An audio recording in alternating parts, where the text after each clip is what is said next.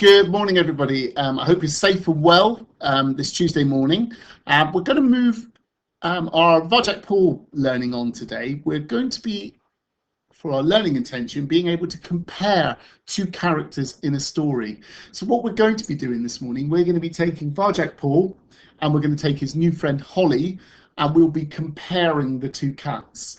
First of all, though, can you remember what subordinating conjunctions are and how they're used? And there's a hint, just to give you a bit of a tip, because we haven't looked at this really since before Christmas. I saw a wubub is a bit of a clue. Spend just a minute or two having a little think about what subordinating conjunctions are and how they're used.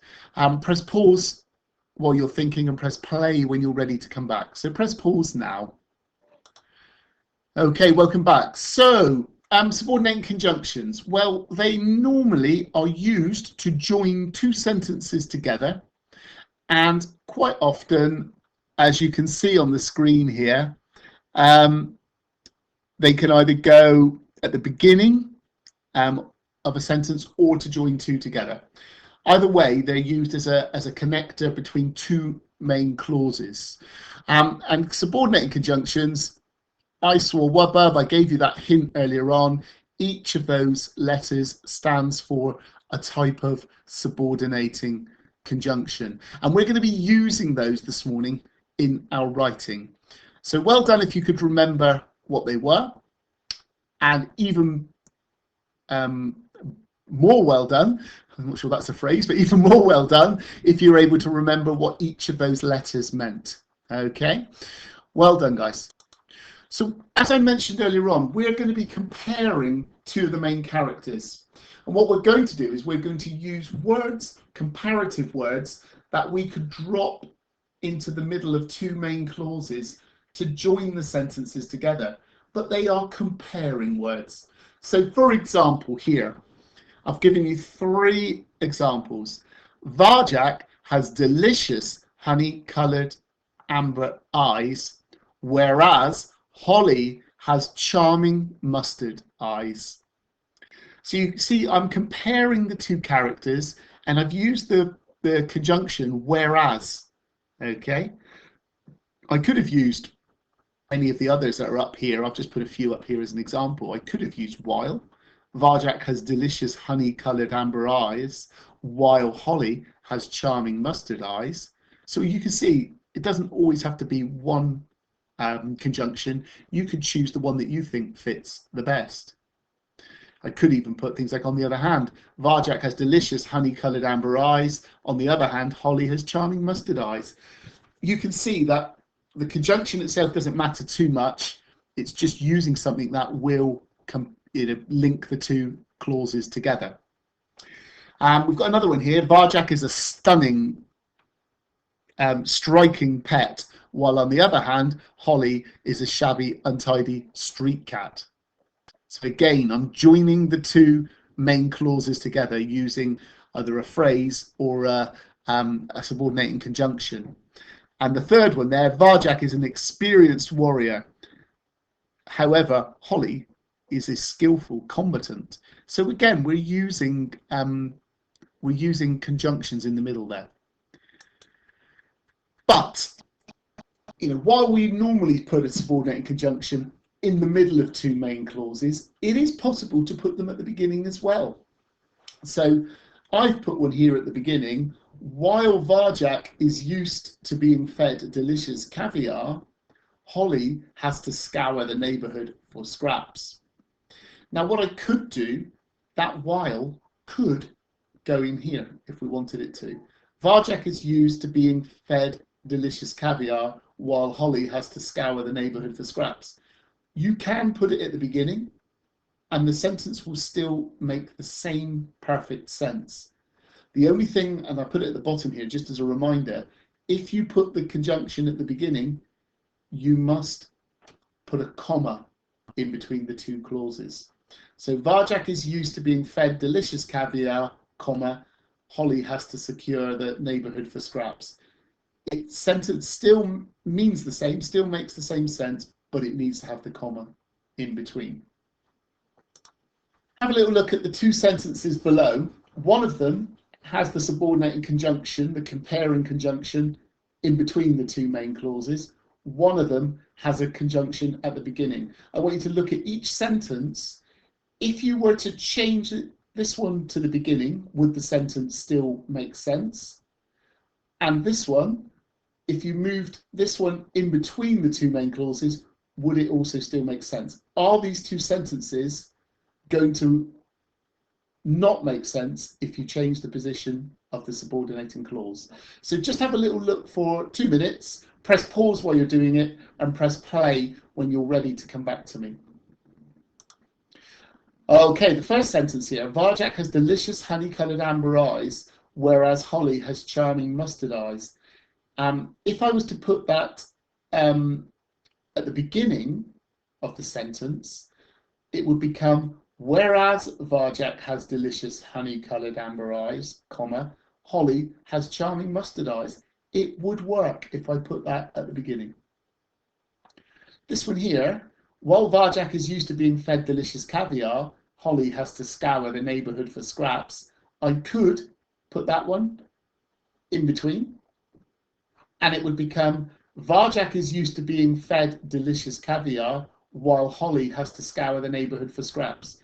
You can see that that would make sense if I put that in between the two main clauses. So both these sentences, you could alter the position of the conjunction, but it wouldn't affect its meaning. It still makes perfect sense. Now, our independent task this morning, I'd like you to write some sentences comparing Varjak and Holly. Now, you must use the comparative conjunctions, the subordinating conjunctions. The conjunctions can either sit between the main clauses or at the beginning. And I've put a top tip. If you place the conjunction at the beginning of the sentence, don't forget to put a comma in the middle of the two clauses instead. Now, what we have got this morning to help you with this is a Venn diagram. Now, around the outside of the two circles, I've put the subordinating conjunctions that you might want to use. And in the middle of the circles here, I've got words that we could use to describe Varjak. And in this circle, words that we could use to describe Holly. And in between, there are some words that would apply to both of them. And what I want you to do is to write sentences. So, for example, Varjak, I could start it off with, Varjak is a stunning, youthful cat. But Holly is a shabby, stray cat. So what I could do is use the words that we've got there, use the subordinating conjunctions around the outside, and just come up with as many sentences as you can come up with in 20 minutes. And that's all you're going to be working on it for, is 20 minutes. So writing sentences, using conjunctions. Some of you might be able to have a go at putting the conjunction at the beginning of the sentence. Compare Holly and Varjak. So press pause while you're writing for 20 minutes and press play when you're ready to come back to me. So press pause now.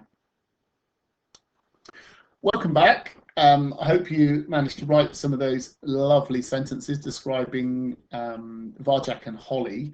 What we're going to do to finish off this morning's lesson is we're going to be having a look at chapters 16 and 17 of Varjak Paul together.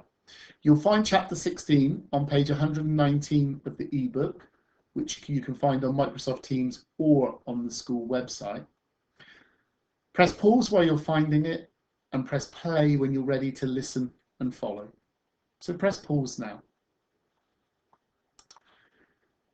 Okay, so Holly had rescued Varjak, the last we read, and they were trying to find some food. So they were looking through all the alleys, trying to come up with some food that they could eat. They're talking about hunting. So we'll start with chapter 16. They emerged from Holly's secret alleys into a back street. The city was louder here. Varjak could hear the shrieks and roars of those metal monsters close by. There were people too, Their long striding shadows flickered on the walls, and their shoes click-clacked on the pavement.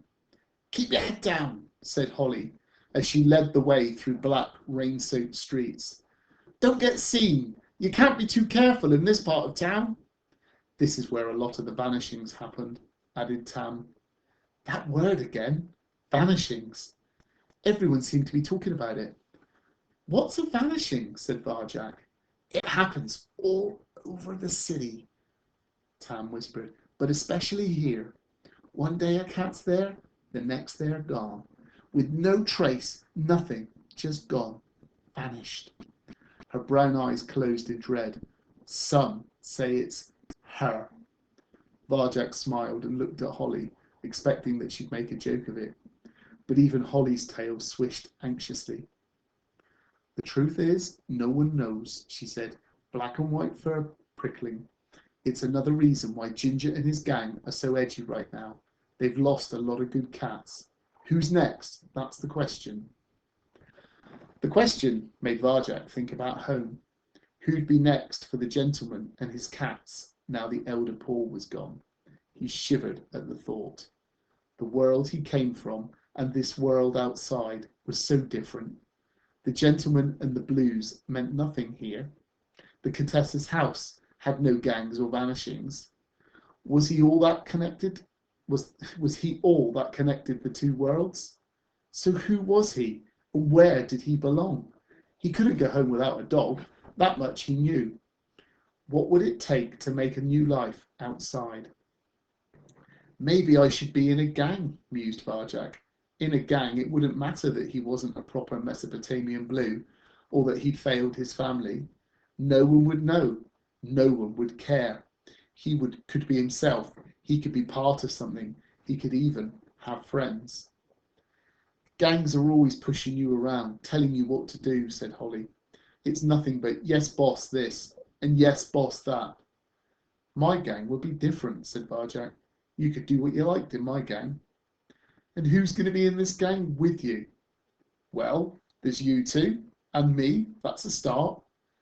"Sounds fun," said Tam. Holly laughed. "You think so? And what about the small problem, that one of our gang doesn't have a clue what he's doing?" Varjak stopped and stood up straight. "There were 5 of them," he protested. "I don't mean that. I mean, well, everything. Everything you need to know to survive in the city. How to find food and shelter. How to stay out of trouble. I can find food. I'm a hunter." He knew she didn't believe him, but he couldn't stop now. "I'm the greatest hunter in the world." "The greatest hunter in the world?" she scoffed. "You, pet cat Varjak? You couldn't even get your own breakfast." But Varjak wasn't listening anymore. Stung by Holly's words, he followed his senses down a turning off the street. He was going to show her. "Why are you so mean to him?" said Tam. "It's obvious he can't hunt, but there's no need." "I haven't finished yet. Hey, Varjak, come back. You're not safe on your own. Where are you going?" "To get my own breakfast," he growled. He could hear the buzz of streetlights, the roaring of dogs, the rumbling of the city that never stopped. But above all this, he could sense something else, something close, drawing him on. He followed it into the shadows, further from the lights. "Come back here," shouted Holly. His eyes slowly adjusted to the dark. Deep down the alleyway, he glimpsed a soggy mound of paper and boxes. He could smell food, salty, fishy, oily, but that wasn't what had drawn him in. His awareness started to tingle. There was something else. It was as if he was being watched, not just by Holly and Tam, but by some part of the darkness, with eyes as black as shadow. He let his awareness flow out. What he sensed was odd and cold, something not quite alive, but not quite dead either. He frowned. It felt wrong. "Varjak Paul, it's dangerous down there. Come back right now." It was Holly. He turned, hushed her, and turned back, the tension rising within him. But that strange sensation was gone, leaving no trace. Had he just imagined it? All this talk of vanishings was getting to him. Puzzled, he probed the shadows again with his whiskers. Motion. This time he felt motion out there in the dark. What was it?